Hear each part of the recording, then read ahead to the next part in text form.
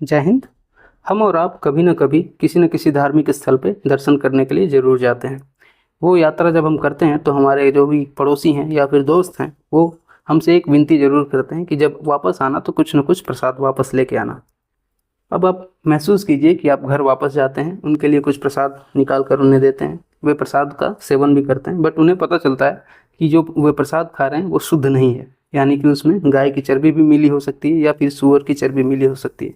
इस तरह की न्यूज़ निकल के आ रही है तिरुपति बालाजी के मंदिर से कि वहाँ का जो लड्डू है, फेमस लड्डू, उसमें गाय की चर्बी और सूअर की चर्बी मिली हुई है।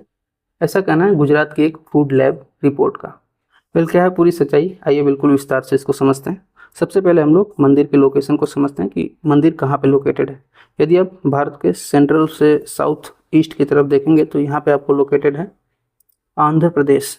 आंध्र प्रदेश में ही एक जिला था पहले, चित्तूर करके। चित्तूर से अभी अलग होकर एक नई डिस्ट्रिक्ट बनी है जिसका नाम है तिरुपति। तिरुपति शेषाचलम हिल्स से पूरी घिरी हुई है और ये हिल्स कई और छोटे छोटे पहाड़ियों से मिलकर बनी है जिनके नाम है क्रमशः Seshadri hills, Neeladri hills, Gauradri hills, Anjanadri hills, Vishwadri hills, Narayanadri hills and Venkatadri hills. Okay, ये ईस्टर्न घाट्स जो है उसी का पार्ट है। यदि आप इस मंदिर के स्ट्रक्चर की बात करो, आर्किटेक्चर की बात करो, तो ये मंदिर विमानन स्टाइल में बना हुआ है। विमानन और नागर स्टाइल क्या होता है, ये इंडिया में दो प्रमुख टेम्पल आर्किटेक्चर है जिसमें इंडिया के अधिकतर मंदिर बने हुए हैं। फॉर एग्जांपल, जब भारत के आप साउथ में जाएंगे तो आपको वहाँ पे जो फेमस टेम्पल आर्किटेक्चर दिखेंगे वो विमानन स्टाइल में दिखेंगे। वहीं आप यदि इंडिया के नॉर्थ में जाएंगे तो आपको देखने को मिलेगा कि जितने भी टेम्पल्स हैं वो नागर स्टाइल में बने हुए हैं। कौन कौन से टेम्पल्स हैं, जैसे कांदरिया महादेव का मंदिर है, सोमनाथ टेम्पल है, सन टेम्पल है, लिंगराज मंदिर है। ये सभी के सभी नॉर्थ इंडिया में दिखाई देंगे आपको और इनका जो स्टाइल है वो है नागर स्टाइल।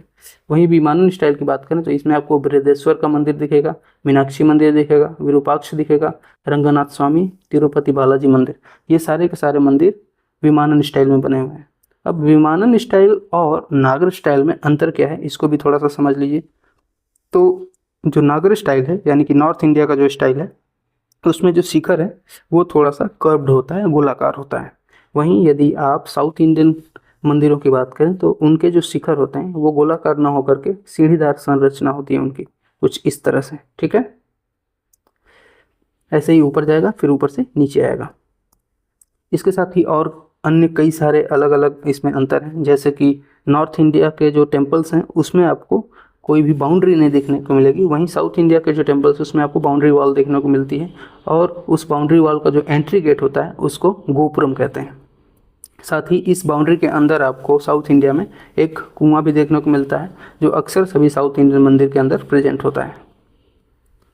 ये तो एक बेसिक डिफरेंस हमने देख लिया टेम्पल आर्किटेक्चर में। आगे समझते हैं क्या था पूरा मामला और कैसे इस घटना से आंध्र से लेकर केंद्र तक की राजनीति एकदम गर्म हो चुकी है। सबसे पहले तो आप बैकग्राउंड को समझ लीजिए। ये 2024 से 2019 के लिए गवर्नमेंट बनी हुई है। गवर्नमेंट टूट भी सकती है, ऐसा नहीं कि आगे तक रहेगी, लेकिन जो इसका कार्यकाल होता है किसी भी एक स्टेट गवर्नमेंट का 5 साल का हमेशा मान के चल रहे हैं। अभी ये कोएलिशन गवर्नमेंट है आंध्र प्रदेश में। किसकी है, तो बीजेपी है इसमें आपकी टीडीपी है, तेलुगु देशम पार्टी, और इसमें एक जनसेना पार्टी है। ये कौन कौन सी पार्टियां हैं इसमें देखिए। सबसे पहले जो टीडीपी है उसके जो नेता हैं वो हैं हमारे चंद्रबाबू नायडू। वहीं पे जो जनसेना पार्टी है उसके नेता हमारे हैं पवन कल्याण, और इनके साथ में मिली हुई है बीजेपी। इन तीनों के कोएलिशन से बनी है आंध्र प्रदेश में गवर्नमेंट, जिसमें चीफ मिनिस्टर हैं चंद्रबाबू नायडू। वहीं यदि 2019 से 2024 वाली बात करें पिछली गवर्नमेंट की, तो उसमें वाईएसआर गवर्नमेंट थी और इसके चीफ मिनिस्टर थे जगन मोहन रेड्डी।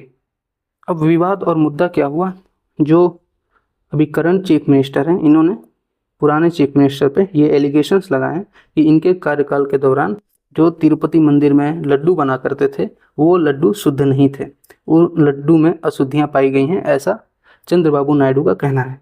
और क्या अशुद्धियाँ पाई गई हैं तो वो यहाँ पे आप देख लीजिए।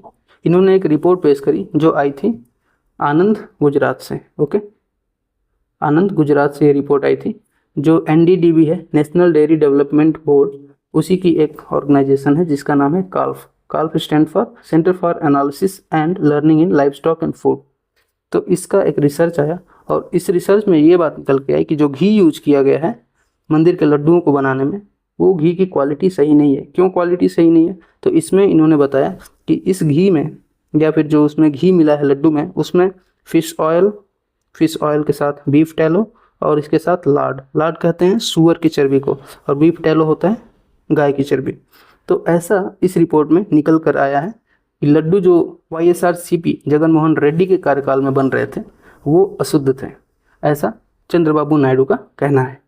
अब ये आरोप तो लगा दिए इन्होंने चंद्रबाबू नायडू ने, बट इस पूरी रिपोर्ट को TTD ने गलत बताया है। TTD क्या है? तो TTD है तिरुमला तिरुपति देवस्थानम। ये एक ऑर्गेनाइजेशन है जो कि कनेक्टेड है मंदिर से, जो तिरुपति मंदिर है उसी की एक ऑर्गेनाइजेशन है। और ये मंदिर के जितनी भी सेवाएं हैं, जितने भी सेवाओं का प्रबंधन है, उसमें विशेष रूप से इसी ऑर्गेनाइजेशन का योगदान होता है, चाहे वो प्रसाद बनाने से हो या अकोमोडेशन से हो। तो TTD का बहुत ही इंपॉर्टेंट रोल है इसमें, और TTD ने इस पूरे बात को सिरे से नकार दिया है। हालांकि यदि आप देखोगे कि पिछले 50 वर्षों से KMF कर्नाटका मिल्क फेडरेशन, जो कि एक मिल्क कोऑपरेटिव है, इसका एक ब्रांड है नंदिनी सप्लाई किया करता था घी TTD को। TTD को कौन सप्लाई करता था? नंदिनी। हालांकि 2023 में, जुलाई 2023 में इसने प्राइस अपने बढ़ा दिए, जिसकी वजह से उस समय जो तत्कालीन गवर्नमेंट थी जगन मोहन रेड्डी की, उसने ये डिसीजन लिया कि अभी हम लोग KMF यानी कि कर्नाटका मिल्क फेडरेशन से दूध नहीं लेंगे।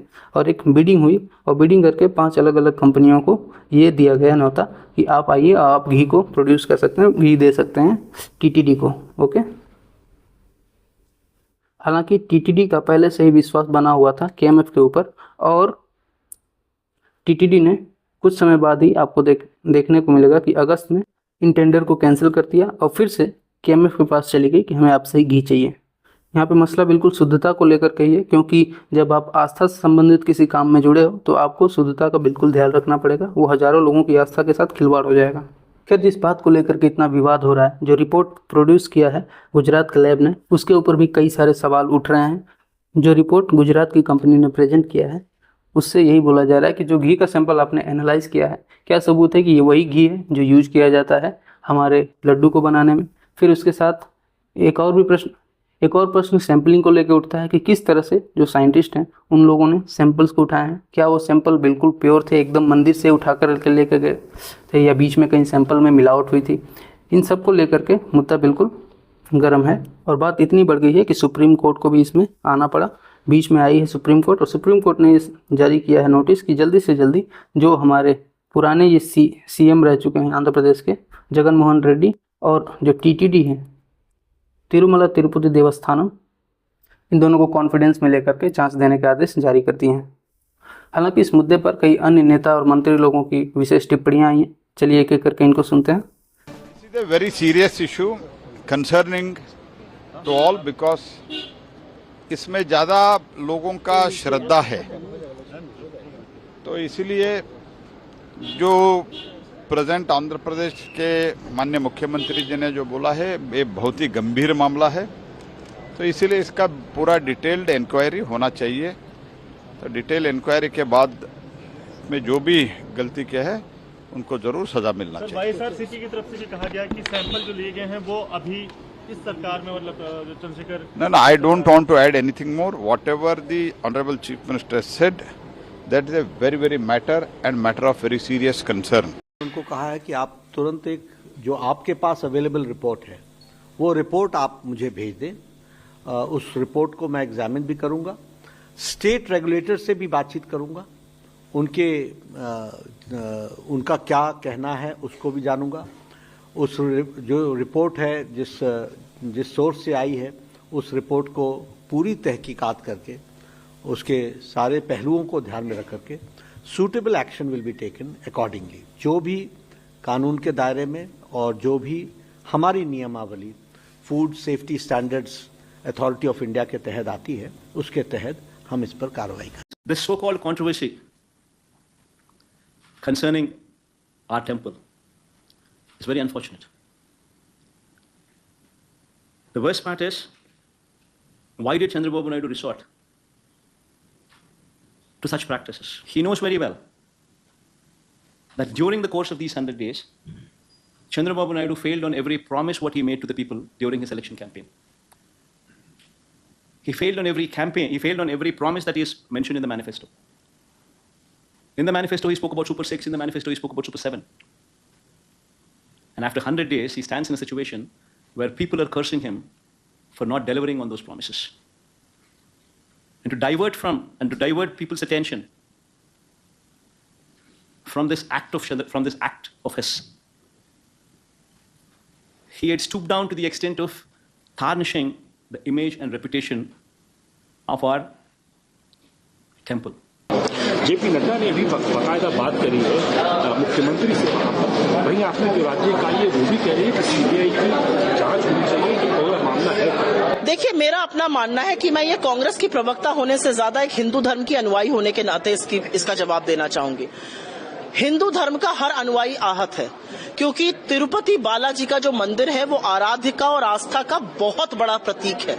हजारों लाखों लोग वहां जाते हैं, मन्नतें मांगते हैं, वहां पर श्रद्धालु जाते हैं, और जब ऐसी बात सामने आती है तो बहुत डर लगता है, बहुत भय होता है, बहुत आशंकाएं मन में है। बिल्कुल सीबीआई जांच होनी चाहिए। ये कैसे होने दिया गया, कैसे लोगों की आस्था के साथ खिलवाड़ होने दिया गया। हमारी वहां की इकाई की अध्यक्ष ने सीबीआई जांच की बात करी है, मैं भी उनकी आवाज में आवाज मिलाती हूं। पर मेरा अपना मानना है कि धर्म के ये जो स्वयंभू ठेकेदार बने घूम रहे हैं, आपके घटक दल की सरकार है, वहां पर हमें जवाब चाहिए। इस देश के लोगों को, इस देश के हिंदुओं को, इस देश के श्रद्धालुओं को जवाब चाहिए। आपके घटक दल की सरकार क्या कहना चाहती है इस पर। ये थी तिरुपति लड्डू कंट्रोवर्सी से जुड़ी हुई न्यूज। मिलेंगे किसी अगले क्लास में, तब तक के लिए जय हिंद।